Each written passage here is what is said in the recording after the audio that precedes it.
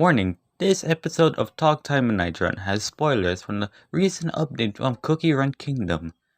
Please be advised, if you haven't seen the new update, watch it now before watching this episode. Thank you. Hey, you know what time it is? It's Talk Time with Nitron! Let's go! Hey all my homies, it's your boy Nitron, and today it's another episode on Talk Time with Nitron. Slow, yeah. And today, I haven't posted an episode of this for, a few days now, or a week. Oh, so, why don't I do it now? Yeah, why don't I do it now? Alright, so, about the recent updates from Cookie Run Kingdom, it finally came out. Boy, I actually had this footage from a few days ago, or I don't know, maybe a week. And I still actually had plans for making this episode though, but now I might show it here. Well, by looking at the new features, however, the guilds actually has a brand new feature as well. Boy, I gotta say, it's quite impressive. Yes, quite impressive. For instance, however, this is a new result. The guilds actually can change their cookies differently. I mean, we're all different, and some of them are ginger braves. Don't give me that ginger brave menace face, you fuck. Speaking of ginger brave, there was a video from Cookie Run Kingdom's official YouTube channel that actually made what made Ginger Brave cry. That's right. 1 year now. Yeah, it's 1 year. And we actually got the 1 year anniversary special from Cookie Run Kingdom, which was impressive. Yeah, very, very impressive. Boy, it looks like we actually got rewards after 7 days of waiting. Unlike MiHoYo, you cheap fuck. No, I'm not. No, I'm just kidding, man. I'm just kidding. I'm not calling MiHoYo a cheap fuck, though. I'm just trying to be honest, okay? I'm trying to be honest here. I mean, I know last year that Genshin Impact's first anniversary award didn't go well, and then the controversy actually happened. But now a lot of people are supporting Dev Sisters, giving them rewards every day. Good for them. Yeah, I like them. Yeah, I like them. I mean, if Dev Sisters watching this episode, I'd actually gave them my respect. Yeah, Dev Sisters, you have my respect. Yeah, you have my respect.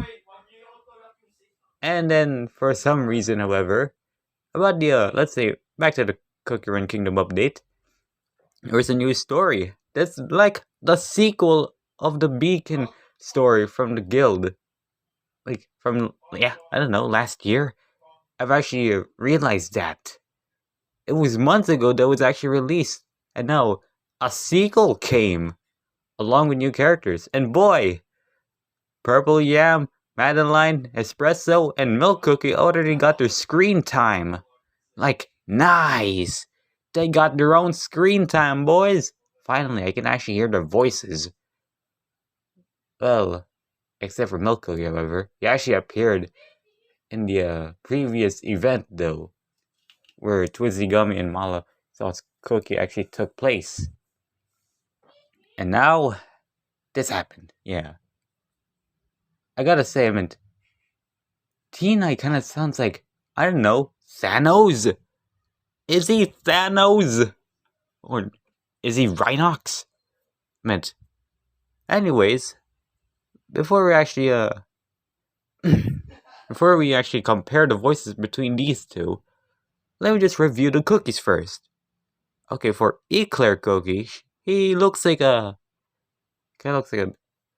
one person from a museum, though. Like a museum director. Who knows? Better yet, he's some kind of archaeologist? I mean, he looks like an archaeologist. He doesn't have a role. I mean, he looks like a director for museum, I guess. Well, speaking of museums, every guild has a museum now. Yeah, that's right. You can actually get relics. Yeah. And boy, I gotta say that some people are now simping on Eclair. And boy, they've did it so fast. Drawn. Rules 34. Don't get me started, you imbeciles. Alright, so, okay. Lastly, we got a new DILF. Apart from my friend actually gave me the information back then in the Discord call. Teen Knight Cookie, however. Seems like Teen Knight. Man, he looks like Thor. But except he's a cookie. He kinda looks like an Asgard. Or an Asgardian. That's what you actually prefer. Well, for some reason, his axe, the way that he wields an axe, though, it's like, felt like a reference from Avengers Infinity War. Yeah, the version of Thor, though.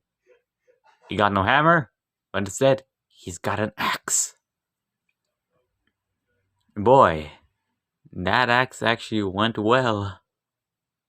And you already got a hammer, and why not that? I mean, the axe is pretty good. And boy, look how the size of Teen Knight's axe is. It's like, boy, it's like from the ancient times, where they actually kept it in museums, real life museums. And yet, in the story, however, Eclair Cookie actually explains about the Teen Knight cookies. There was well, he said there used to be around, but not anymore. Except Teen Knight over there is the last of them.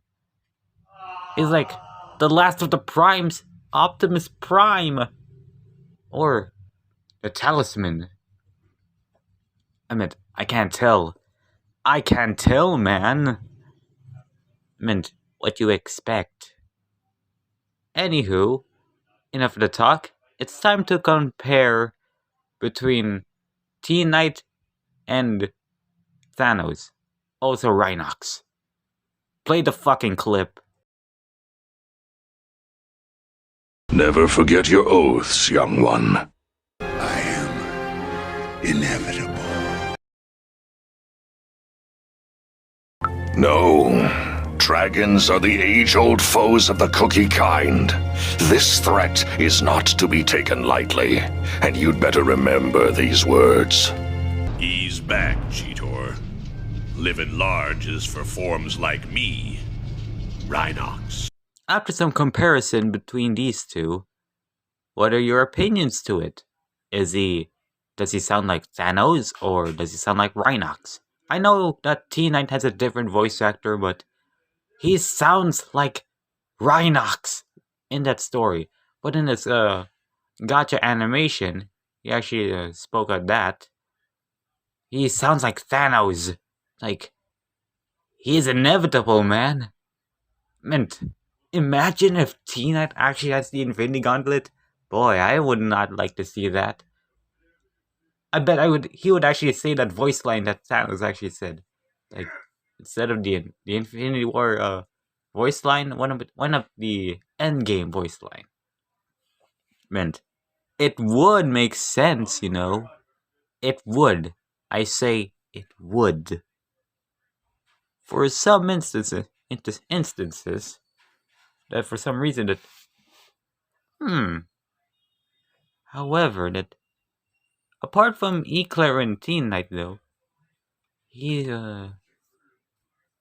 I gotta say that Eclair kinda looks like a kinda looks like the same height as Espresso? I can't tell. I mean, I haven't checked their heights. No, I haven't checked their heights yet. Don't question me. Don't test my patience, you fuck. Alright, speaking of being a fuck. Well, for Teen Knight, however, he looks like a his body size or his body texture kind of looks like. I can't compare it to Muscle Cookie and the Purple Yam. I can't tell though. Can't tell. Apart from that, however, there was one thing missing from the latest story of Cookie Run Kingdom. Is that there's no almond. If you ask me if I ask you where's almond, you'll have to answer it in the comments or it's in my social medias. Don't give me that stare, you idiot. Well, speaking of which, I bet I might actually get Teen Knight if I actually had him. But I still gotta grind him. I say grind him. Because I'm building a team. A future team. If you haven't seen my art already. Yeah, that's right. Team Prime. Which consists of Holly Berry, Frost Queen, Teen Knight, Cotton, and Pure Vanilla. 2 ancients, 1 legendary, 2 epics. Yeah. Perfectly balanced. I meant, if it's not perfectly balanced, then we'll actually put an ancient, legendary, epic, rare, and common. It's like the Infinity Gauntlet, dude. It's like the Infinity Gauntlet on your hands. Your hands, I say. Your fucking hands. Alright, enough of the backlashing talk. Before we end this episode, I've actually got some, an announcement to make. Well, it's almost February, and the start of a new Comic Dub Voice Editions is starting, however. Well, let's just say that the beginning of the voice auditions starts at least February 5, I guess. I mean, it almost feels like a month. That's right. It's almost February, and you know what that means. Comic Dub auditions! That's right. Gonna open in February. If you have any questions, comment down below. And as always, thank you guys for so much watching the video. I hope you leave a like, comment, and subscribe so you never miss this kind of content. Don't forget to follow all of my social medias. And always remember, I'm always here for you. Whenever you need me. So anyways, adios, motherfuckers.